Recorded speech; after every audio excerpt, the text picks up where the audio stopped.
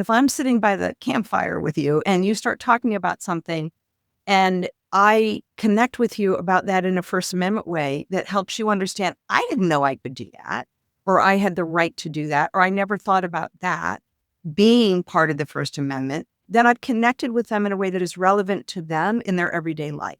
And so I think that through all the many hats, just listening to people and finding out what matters to them, and then being rooted in truth and honesty and integrity in the way you don't change the story for every person. You tell it in a different way, but you're still rooted in the same principles. Welcome to another episode of Chief Influencer. I'm your host, Anthony Shop, co-founder of Social Driver. Let's face it, Washington is the center of influence in the US and arguably in the world. Chief Influencer features leaders who have figured out how to break through in today's fragmented and fast-changing environment. Social Driver teamed up with the Communications Board and the George Washington University College of Professional Studies to recognize these incredible leaders as chief influencers and highlight how they inspire and influence others. I am thrilled to introduce today's guest, Jan Neuharth, Chair and CEO of the Freedom Forum. And the Freedom Forum is a nonpartisan nonprofit dedicated to fostering First Amendment freedoms for all. Now, before we dive in, here are three things I think you should know about today's guest. Number one, Jan steered the Freedom Forum through really an unprecedented transition. When the organization made the bold decision to close the museum in 2019 and sell its building on Pennsylvania Avenue, Jan led the charge to refocus on mission over museum. Under her leadership, the Freedom Forum has expanded its national reach through digital education, research, and public programs, including the Free Expression Awards, the Al Neuharth Free Spirit and Journalism Conference, and the 1A Reporters Initiative. Number two, she's worn many hats, and not just the equestrian kind. Jan's career spans law, politics, journalism, philanthropy, and even fiction. She's been a Capitol Hill staffer, a political pollster in London, and a corporate litigator in LA. She ran her own equestrian business for over 30 years, and she's the author of the Hunt Country suspense novels. Whether writing thrillers or championing free expression, Jan brings a storyteller's instinct to every role that she plays. And that's one of the topics we'll definitely discuss today. And number three, she has been widely recognized for her civic leadership and service. Jan received the Vanderbilt Law School Distinguished Service Award and served as chair of its National Council.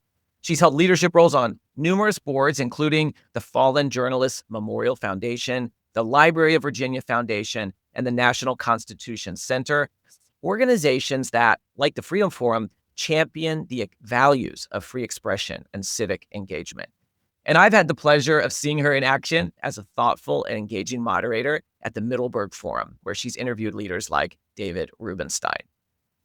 Jan, you've been called so many things: a lawyer, a pollster, a Capitol Hill staffer, a nonprofit leader, a novelist, a moderator, and of course, chief executive.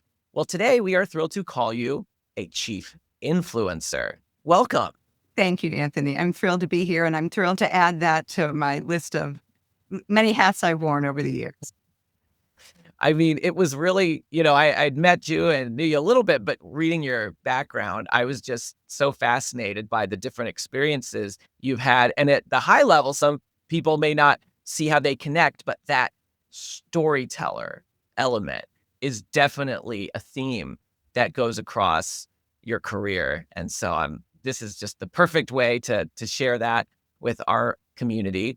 And I wanted to start by asking you about the Free Expression Awards, because I had the honor of attending this year's event recently. And I mean, I felt like totally inspired when I left, seeing young journalists, a comedian, a teacher, as established journalist. I mean, it was just like just an incredible group of people with shared values.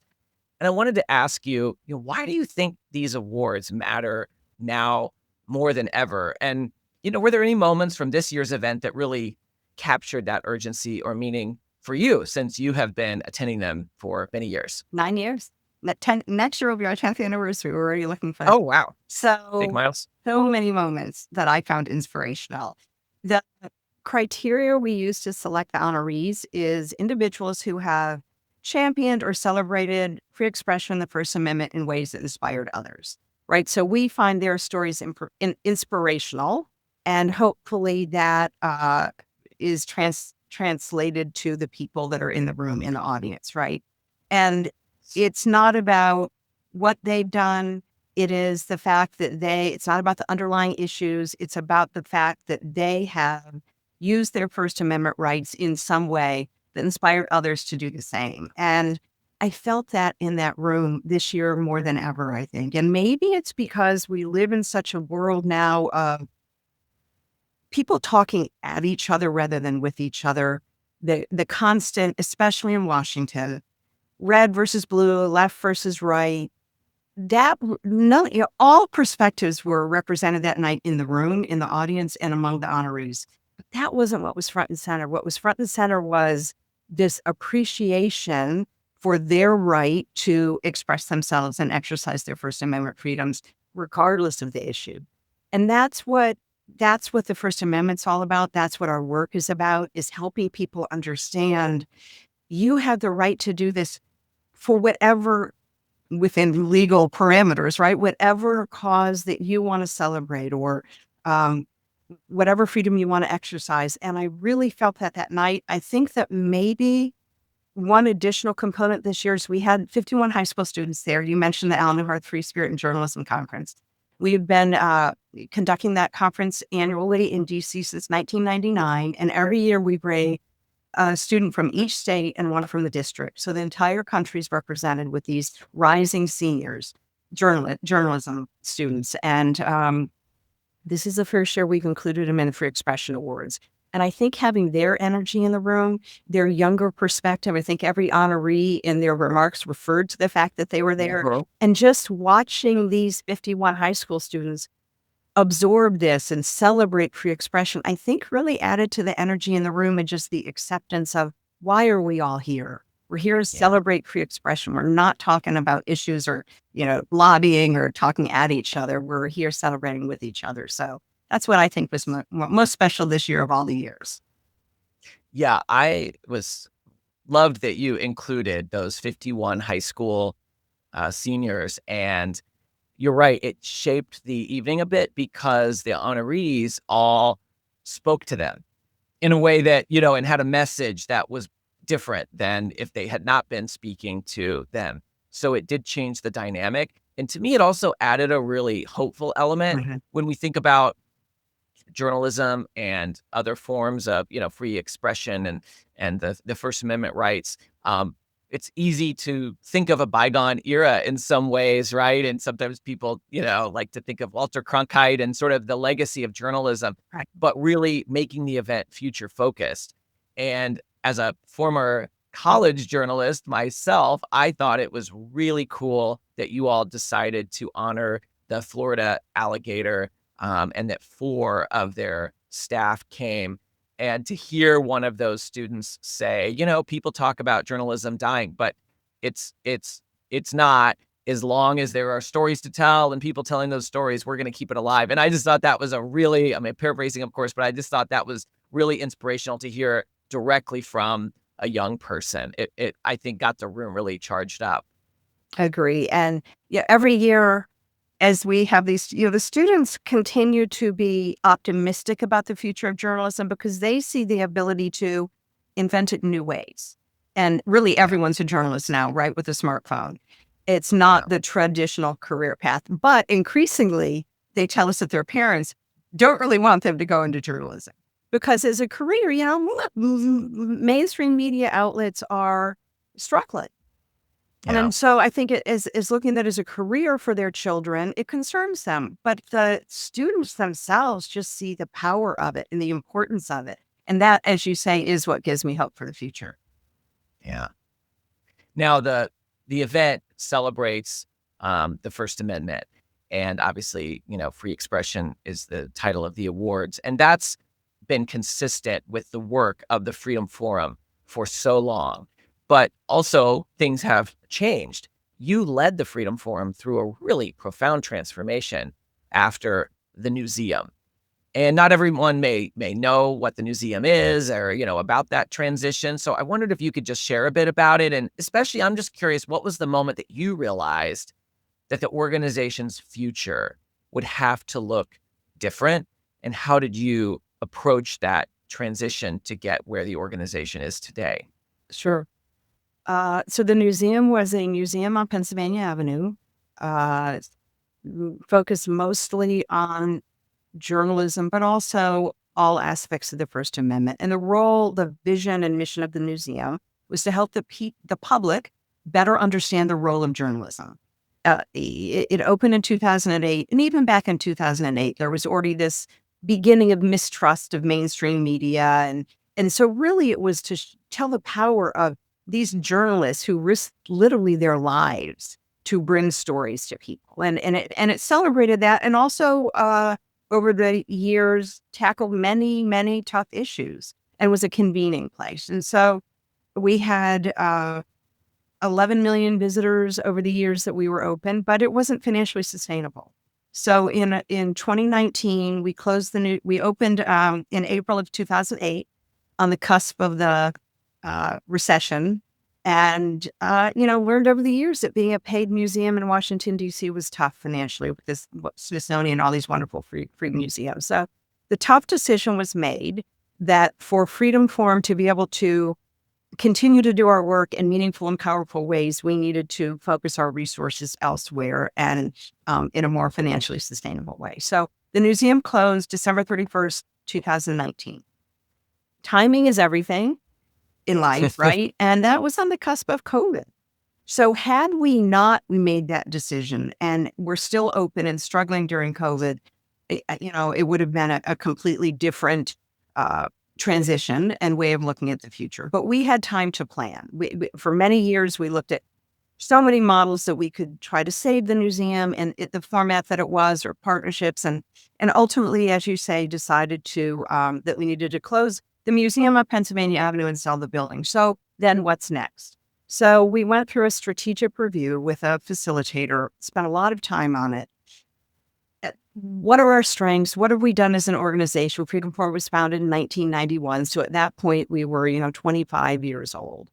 And how do we continue to stay true to our mission, but reach people in new and different ways?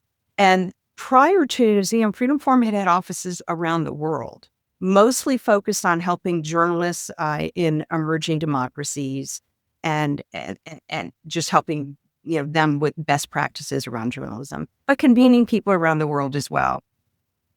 And when we opened the museum on Pennsylvania Avenue, the efforts were concentrated in Washington. We brought a lot of visitors in every year, almost 1 million people a year to come in and see our exhibits, but they were people that came to Washington. So I think the first thing we decided in this new us was we have the freedom to meet people where they are. So while there were certainly challenges in closing the museum, we focused on the opportunities. And we had this organization with this strong mission and this strong legacy and history, but the ability to think like a startup. So what are we going to do next? Like, we've learned so much over these years. How are we know what resonates with people? How are we going to continue to meet them? And so first we said, who's our audience going to be? And we said, it's 340 million Americans. It's everyone. Our mission, as you said, is to foster First Amendment freedoms for all. And all is everybody, regardless of perspective, regardless of background or viewpoint. So we need to meet them where they are in both physical and digital ways. We were very good at meeting people where they are in physical ways, whether they came to the museum or we went to places around the world.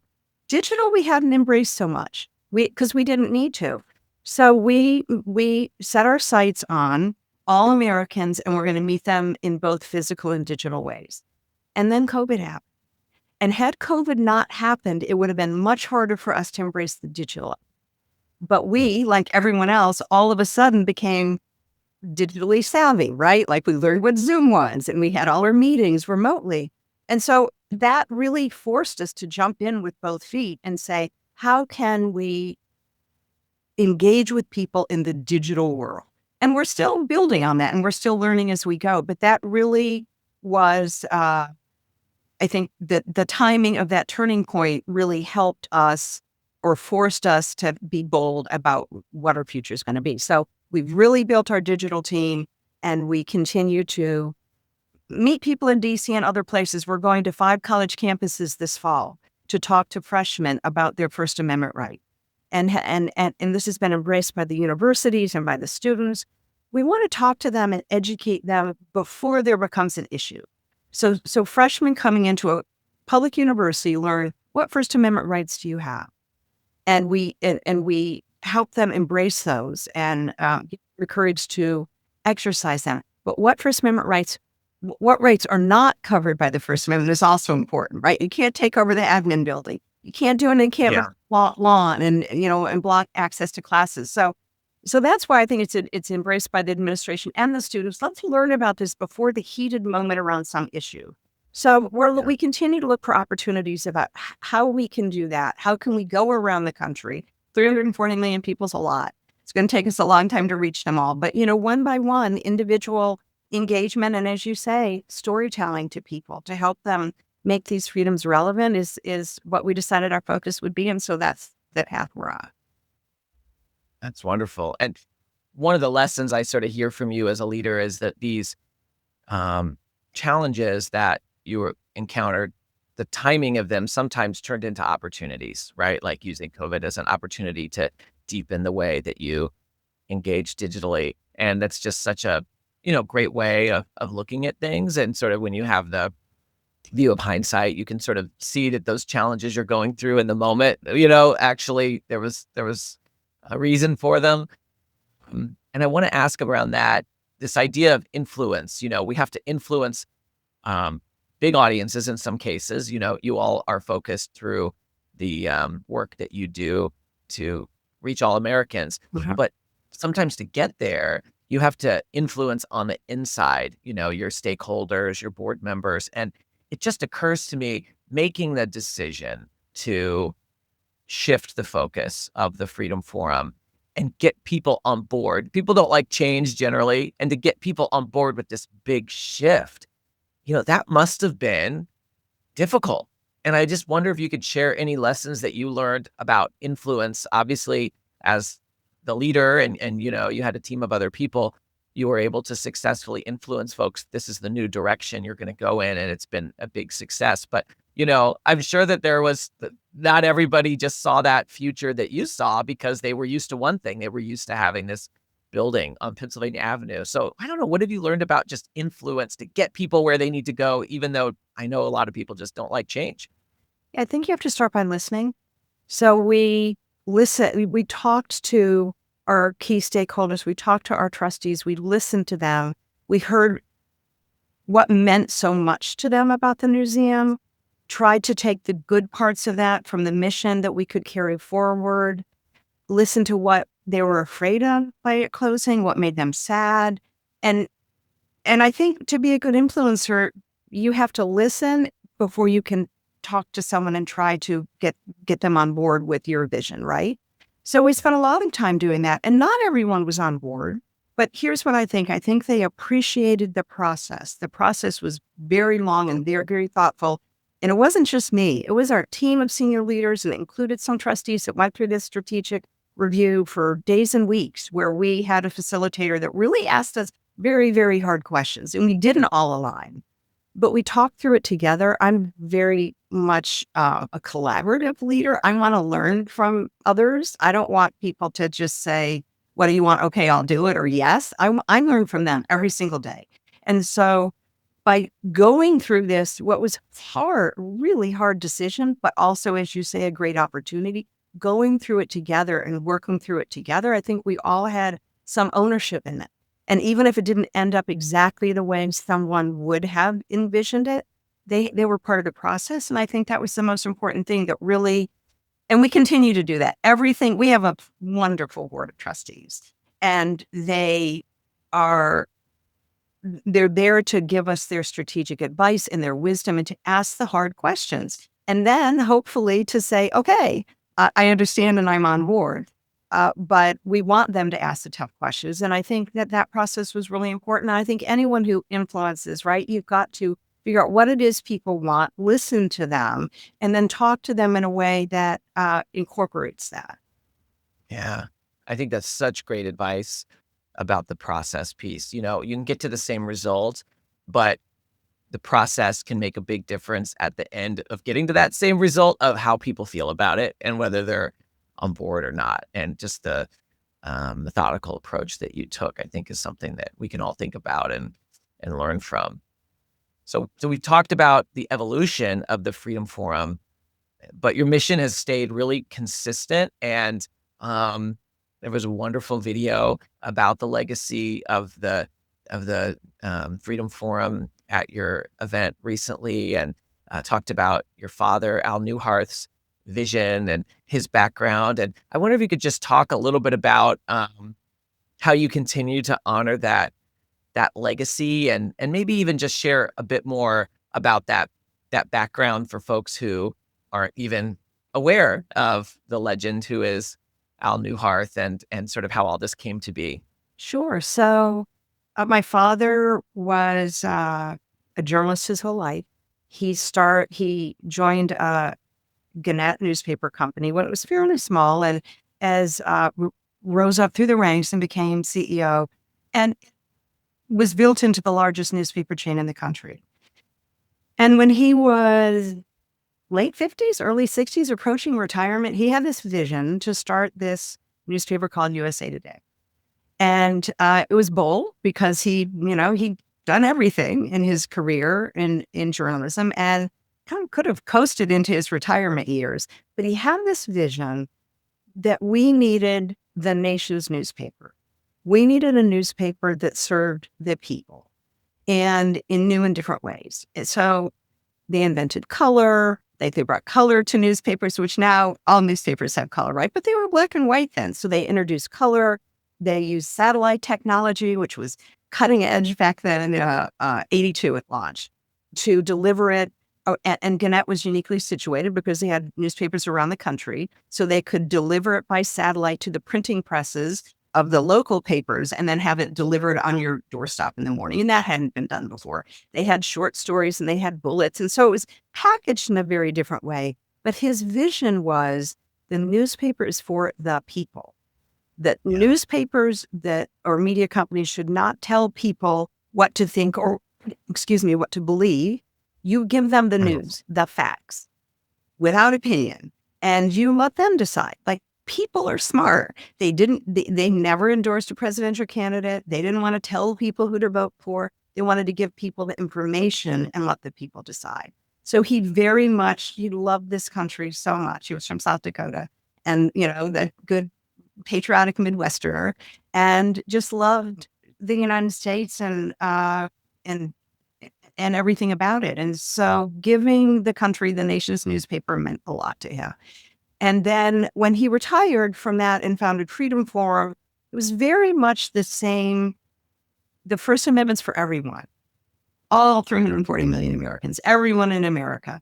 And that same approach to how do we foster these First Amendment freedoms for everyone, not lecture them, not tell them what they should think or how they should use them, but be there to provide the education and information to empower them to use these freedoms, just like empowering readers to use the news to inform themselves. So I think that through line is still there. And he had this saying that was kind of loved and hated at Gannett newspapers. They would constantly go around and reevaluate each property.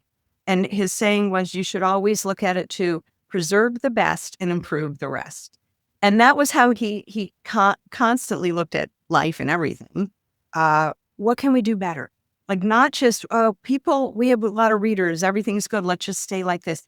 The world's evolving, technology evolves. How can we continue to reach our audience? And so we're seeing that today magnified a million times in terms of how quickly technology is changing and how people engage with each other. So I think we have embraced that.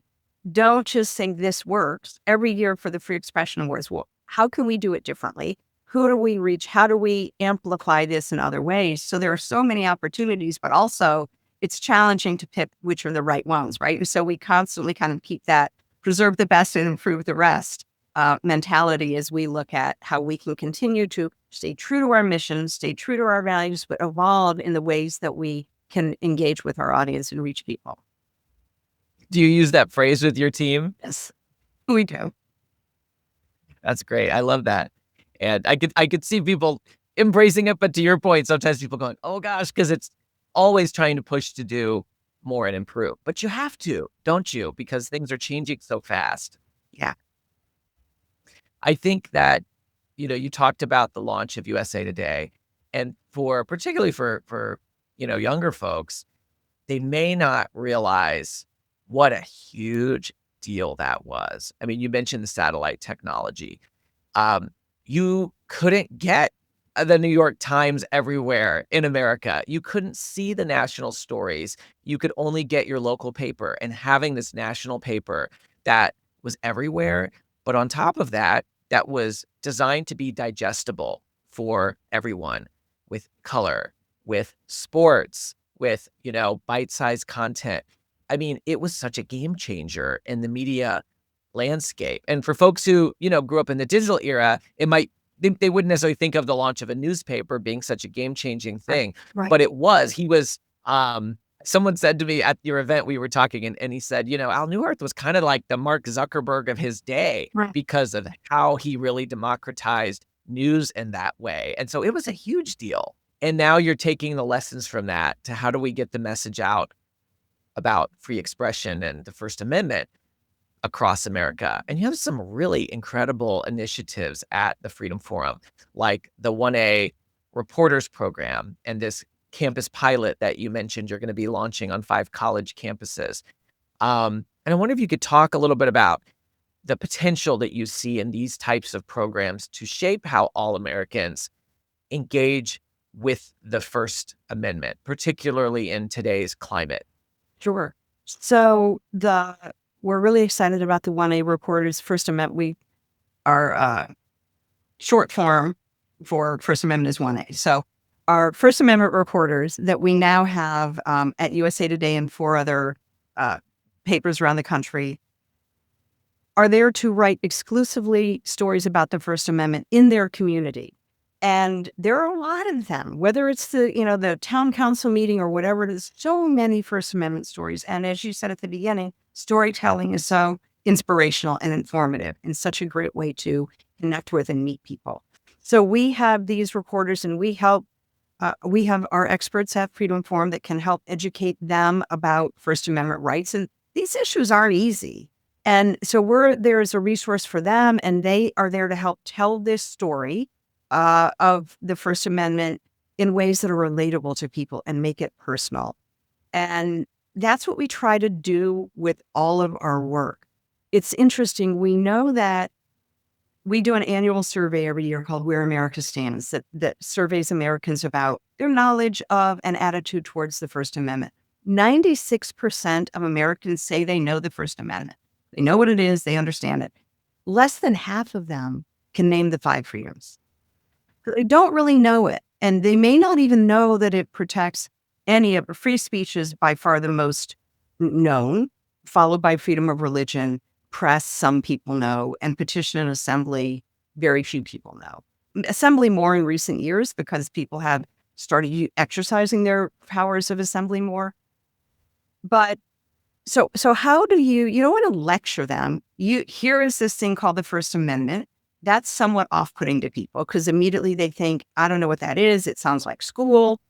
So we try to humanize it and talk about not the amendment or the Constitution, but the freedoms that are contained therein that we use every day in ways we don't even appreciate. And so everyone you talk to, you're going to talk to differently. There obviously some of our audience are lawyers and journalists and experts in the First Amendment. We're going to talk to them about Supreme Court cases and much more complicated issues. But if we're going to a middle school, we're going to talk to middle school students about the First Amendment.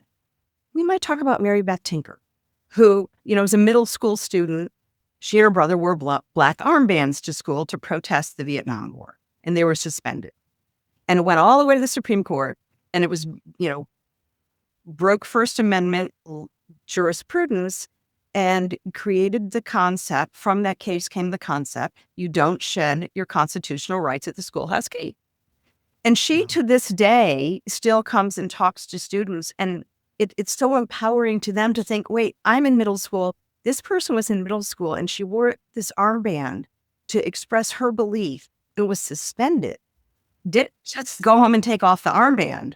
But she and her parents fought it and went to the Supreme Court of the United States, and it changed the law. So those Wow. types of stories, if you're talking to youth activists, talk about the Freedom Riders, what approach they did, how did, the training they went through, how did they affect change through their activism in very peaceful ways?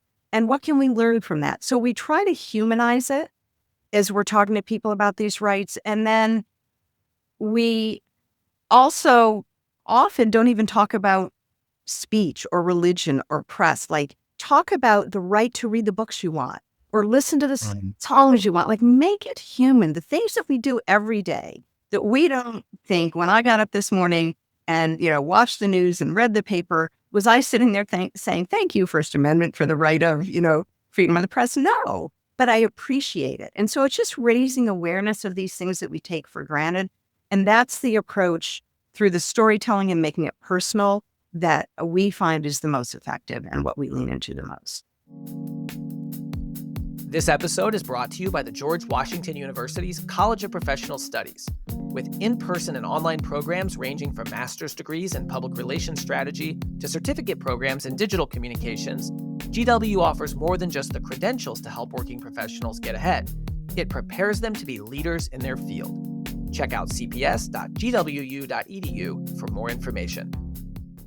As you were talking about just the everyday things we do, you have a campaign that really encapsulates that and does it so well. I wonder if you could just talk about that a little bit, because I really like it. It's called Brought to You by the First Amendment. And we have it, it's on, TV, social, branded everywhere. And it's literally the right to, for example, during March Madness, the right to, for the home team. And it would show two different, like the team that won and the team that lost. And it doesn't matter. It's not the underlying issue, but you have this right to do this, or you have during Fashion Week or the Met Gala. Fashion is protected by the First Amendment. Tattoos are protected by the First Amendment. And coming up with things that are just these everyday things we do and making them resonate with people in a way that they say, oh, that's protected by the First Amendment. I like that. Yeah. Therefore, I like this First Amendment thing. So that has been really successful. We use a lot of video and try to do it in just fun and ways that we can reach all audiences, but particularly a younger audience, especially on social. And we've had really good reactions to it, and we'll continue with that. Yeah, it really, you talked earlier about humanizing things and the real stories, going into the middle school and telling the story of the middle schooler whose, case went to the Supreme Court, and just really bringing it back down to your audience. And the Brought to You by the First Amendment campaign, those everyday freedoms, takes it out of, kind of an ivory tower conversation of the Constitution and just brings it right into people's everyday lives. And I think there's a real lesson there for influence about how do we get messages to everybody? How do we make sure that we connect with people and meet them where they are? And that's something that, you've alluded to through many things, but that campaign does particularly well. Jan, I want to ask you, you alluded to this when you were talking about the going into the middle school, but you have a big audience, right? We want to reach all Americans. We want to reach the general public. I mean, that is a big audience. And I always think, gosh, how do you even start the process of reaching everybody? And you had a kind of phraseology that you used, and I want to make sure I get it right. I think it was skimmers, swimmers, and divers. Is that right? Mm-hmm. As how you sort of think about different ways that folks might engage with you based on, their level of interest. And could you talk about that? Because I think that that's a really helpful way for folks to think about reaching broad audiences. Sure. So it's a phrase we came up with at the museum. where some people are just going to walk through. They're not going to spend time in an exhibit. They're just going to come through. Oh, look at that. There's a 9/11 in town. I saw that. I saw the Berlin Wall. Okay, those are the skimmers. And then you have swimmers that might stop and read a little bit of the script of the exhibit and move on and try to get through the whole museum in a day. And then you have the divers. They're going to go sit there and they're going to watch the films, and they're going to follow the QR codes, and they're going to learn more. So you've got to reach all of them in different ways, right? So we look at our work now, let's say social media, for example. You would think that would be skimmers, but not necessarily. So you want to attract the skimmer and do something I brought to you by Campaign does that a lot. It's like, oh, that was funny. Like a very short, 15-second clip. That was funny. The swimmers, you may have text that they're going to spend a little more. And then the divers, we're going to send them to our website to say, if you really want to know more about whatever this issue is, here's an in-depth piece that you can learn more about it. So it's, I think, a way to take the same content, but package it in different ways. People have a lot of demands on their time now, right? And we know that people are not reading long form as much as they used to, but they still want to be informed and they still want to learn. So how can you package it in ways that are meaningful and informative, but also are respectful of their time? It's hard often with something like the First Amendment because it's not cut and dry. It's not black and white. That's why these cases end up at the Supreme Court. There are arguments on both sides. So it's very hard often to tone it down to be something for the skimmers in a way that isn't inaccurate or misleading or telling part of the story. So we might struggle for a day with our experts and our digital team on something that's going to end up being a very short social post, because we want to make sure that we gave them the right information and enough information that they are empowered to learn more if they want. But if that's all they walk away with, they still understand the key point. Yeah.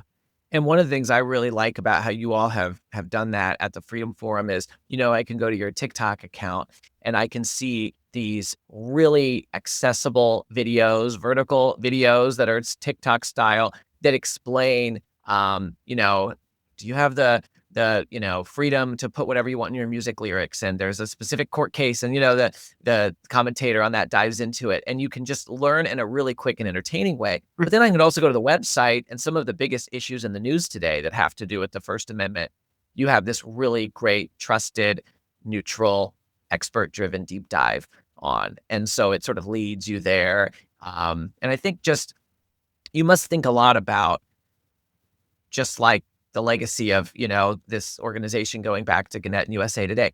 How do we make sure we build and maintain a trusted brand?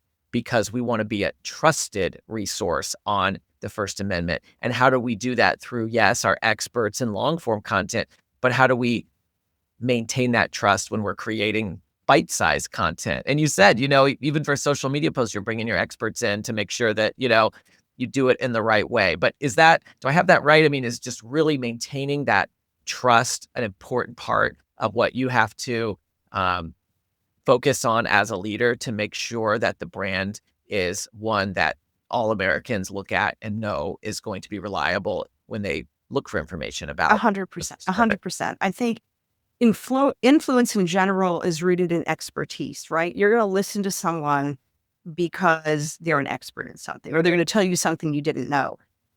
Successful influence also relies heavily on consent of the person you're talking to. So you need to earn their trust and their respect in order for them to consent to give you their time, to even want to listen to you among all the other options they have to listen to. So earning their trust and respect, always acting with integrity. Authenticity is a term that's overused, but it's meaningful. Being authentic to who Freedom Forum is, who our audience is. We are for everyone, and we are for their First Amendment right. It's hard sometimes to not have the perception that if we are explaining somebody's First Amendment rights and saying they have the right to do something, that it not be tied to the underlying issue if it's a cause they're advocating for. We don't ever advocate for a cause. We are nonpartisan. The First Amendment is nonpartisan. We are viewpoint neutral. We will stand up for anyone's First Amendment rights. But it's hard to separate those two. But we're not going to back down because it's hard. We're not going to say, well, let's not talk about this person's First Amendment rights because people may not like how they were exercising their rights. If it's protected by the First Amendment, then we're going to stand for it. And I think that authenticity in being true to that is, over time, people may say, I can't believe you said this person had the right to do this or that you told this story. But over time, I hope that it earns us the trust and the respect of people that listen to us, because that is our North Star, and that is always what we're going to do. Yeah, you're reminding me of that famous quote, and I can't remember who said it, but something to the effect of, I may not agree with you, but I'll fight for your right to say 100%. it. That's exactly right. It's a good one. It's probably been said by many people. As I think about what you were just describing about, building that trust and standing for the First Amendment with, for people all over. Your dad was from South Dakota, as you mentioned. You've lived many places over the country. Where do you get your inspiration on getting this message about the First Amendment out across the country to, places like, the Midwest where I grew up? Where do you sort of get inspiration for how to reach people everywhere? Again, I think it comes back to listening to what people are talking about we're not one big country that all thinks alike. We are 340 million people who are all individuals and have different viewpoints. Kamau Bell was talking about this the other night at the awards, about how he's interviewed people who are very opposed to what he believes in. He interviewed the Klan, but he talked to them in a way that said, like, what do you want to talk about? Like, to have a conversation with someone, first listen to what they're interested in or what they're struggling with if it's about the First Amendment, and then craft the conversation or the information in a way that resonates with them. How do we do that? We're not everywhere. We don't have 340 million employees. We don't have somebody in every state. But another thing that COVID and closing the museum and going somewhat more digital forward allowed us was to expand our staff around the country. So we do have staff from coast to coast. And before that, everyone was in the DMV. They went to work every day, sat at their desk in a bricks and mortar building. So we've become more digital as an organization as the world has become more digital. But we talk to college students, we talk to seniors, we talk to, Republicans and Democrats, and that's how we learn. Every place we go, every event we have, we learn as much from the audience as we hopefully educate them about the things they want to talk about and hear about. So it's always evolving. And sometimes you don't get the story right in terms of what, will resonate with them. So you try again. You're not going to engage perfectly with everyone all the time, but we keep trying. Well, you will all you mentioned, you bring the students from across America to DC, but what a lot of folks may not know is that you've spent a considerable amount of time traveling across the US, and not just on an airplane, in an RV, stopping in small towns and, really kind of getting the experience. I don't know if you want to speak to that, but to me, that seems like kind of a way that you probably had sort of tapped into the importance of getting the message out to everybody and just understanding people at that human level. Yeah, I love a good road trip, and we have such a big, vast, beautiful country. So just from a scenic perspective of being able to see it all and experience it all. My husband's from Switzerland. You can drive across Switzerland in a day, right? You see all the Alps and all these beautiful areas. Our country is as vast and diverse as the people in it. And so I just love that aspect of it. But we do have this RV. We love to travel in our RV. And, and a campground is, in a way, it's somewhat like the horse world. You're out there on a horse, fox hunting or whatever you're doing. You don't know if the person next to you is a neurosurgeon or a lawyer or a school teacher, doesn't matter. You're all out there enjoying your horse. And over time, you talk to them and you get to learn their story. Well, magnify that at a campground. You start talking about, the problem you had with your RV, or does your Starlink work, or what's the weather? And that leads to conversations about where they're from and what they're doing and why are they in an RV, and you just learn so much. Not flying over these states, but driving through these states and meeting people in unexpected places and having conversations that are not around, here's my job, what's your job, like what is our common ground. You just start at this common ground of we're all here together, and the things you can learn about them, I think, are some of the most powerful stories or viewpoint I've gained around our country and how we can reach people. Yeah. And I guess as we kind of come to our close, I want to ask you, if we think about this word influence, and obviously that's been important to you through the many hats that you've worn, right? As a lawyer, as a pollster, as a novelist, as the chair and CEO of the Freedom Forum. If you think about where you are now in your career and in your leadership in this moment, what does influence mean to you today? And how has that changed across your career? Again, I think has it changed? I think that storytelling has always been at the center of it, right? So as a lawyer, you're telling a story. You're telling a story to the judge or to the jury. As a novelist, you're certainly telling a story, right? We're telling a story to people every day about their First Amendment freedoms, but it all has to be rooted in relevancy. What is relevant to them? If I'm telling a story to a jury, I've got the facts of the case, but what I emphasize or how I say it or how I tune in with that jury, engage with that jury is going to be different.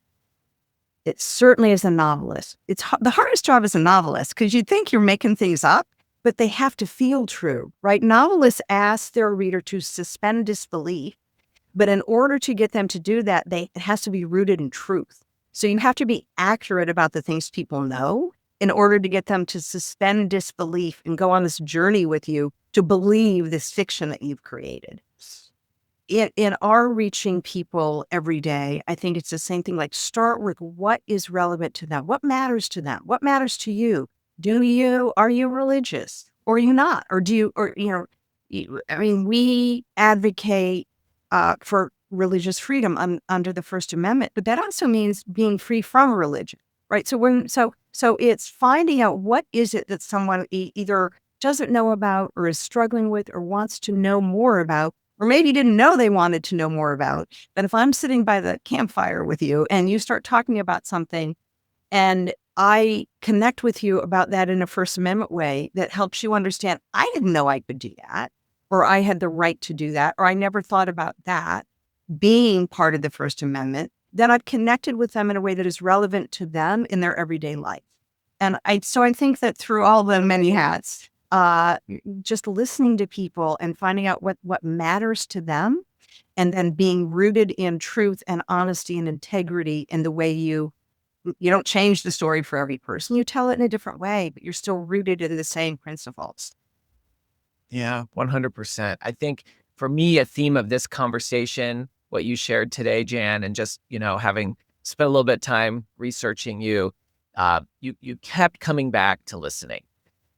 Who are the people that you're trying to influence, and kind of approaching them with a sense of respect and honoring where they're starting and listening to them and what matters to them. And you've done that in so many ways because, whether it's on an RV road trip where you're just connecting with folks, inviting students from every state and the District of Columbia into the Freedom Forum. You were a pollster at one point. We didn't have a chance to talk about that too much, but certainly that's a really scientific way of listening. Starting with listening and then influence. I heard sort of two complementary elements come out. One is expertise, that you have to approach folks with a sense of expertise, but also connecting at that human level. Mhm. And I really love that example that you gave. Going into a middle school, you're going to talk about that middle schooler who wore a black armband to oppose the Vietnam War, and not taking a side on that issue, but taking a side on the fact that the Supreme Court ruled that that is free expression, Right. and that the Freedom Forum is about teaching people what free expression is, or what the First Amendment is, and those 5 freedoms, and separate from whatever issue we might be talking about in the news, understanding the power of that. But again, it all goes back to listening, which is where you started. And I think it's such an important lesson for all of us. Just to close, I want to ask, anything right now that's giving you hope about the future of free expression, especially coming off of those incredible events you hosted? I think it's young people. I think it's spending the week with the 51 high school students, seeing them that night, listening. I think Kamau Bell, at the end of his conversation with Judy Woodruff, said, I won't say exactly what he said, but it stuck with me. He said, he's talking about generationally, you always kind of, oh, those young people, what do they know? Wait till they're my age. They'll understand it. And he said, instead of saying they're wrong, or you don't like the way they're expressing things, use their energy and their optimism for yourself, to empower yourself to go do this. Don't try to silence them. And I think that applies not just to young people, but in life, right? In every interaction. Like, I don't agree with what you say. Like, I should look at the passion you have for saying that and believing in that. Maybe I'll find that same passion to go do something I believe in, rather than saying, I'm not going to listen to Anthony because I don't agree with this issue, right? And I think young people just have that optimism, and seeing them, being around them, and listening to the way they look at the world, even though it's very different, it gives me hope for the future.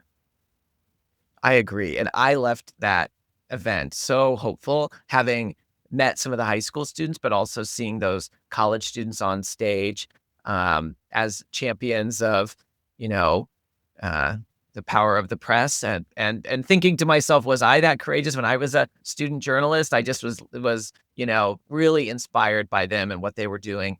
And I think the fact that you brought those generations together, it really created a ripple effect in the room. So I'm so happy that we got to speak with you today. I know everyone can tell easily now why we selected you as one of our chief influencers, for all the incredible work that you've done across your career, but especially now with the Freedom Forum. And I hope that folks will go to freedomforum.org to learn more about the great work that you're doing, or follow you on all the platforms, even TikTok. So thank you so much for being with us It's today. been my pleasure. Thank you so much, Anthony. Chief Influencer is a production of Social Driver. We help clients transform complexity into clarity with people-centered strategies. Whether you're looking to elevate the influence of your brand or of your leaders, check out socialdriver.com to learn more. For show notes or to nominate a guest, visit us at chiefinfluencer.org or follow Chief Influencer on LinkedIn.